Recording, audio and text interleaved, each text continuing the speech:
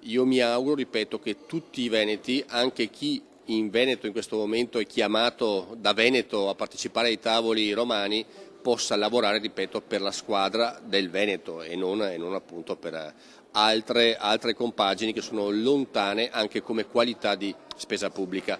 Noi penso ci meritiamo competenze e risorse perché abbiamo dimostrato di spendere bene i soldi pubblici. Ha già la mente rivolta alla trattativa romana il presidente del Consiglio regionale Roberto Ciambetti durante le ultime fasi della discussione in aula sul progetto di legge statale per l'autonomia del Veneto.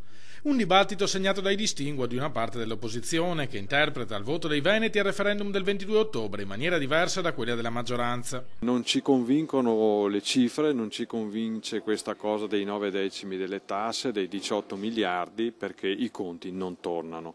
E così invece di diventare una regione virtuosa diventeremmo la più spendacciona d'Italia. Non è questo che hanno chiesto i veneti andando alle urne oltre 2 milioni il 22 ottobre. Chiediamo tutto, anche le cose che non ha nessun senso, ma voglio dire, quello che passa poi è semplicemente che un no oppure una modifica a questa richiesta viene etichettata come un no al popolo veneto. Ecco, anche questa è una questione da mettere da parte. Nessuna richiesta di maggiore spesa, replica il relatore della proposta di legge, il leghista Marino Finozzi. I vantaggi economici sono dati dalla gestione regionale delle competenze, non da un aumento delle risorse. Stiamo parlando di 9 decimi solo di una piccola parte del gettito fiscale che la regione, il Veneto, produce ogni anno. Quindi noi non vogliamo togliere nulla a nessuno, prendiamo i soldi che lo Stato già impegna sulla nostra regione, ma vogliamo gestirli meglio.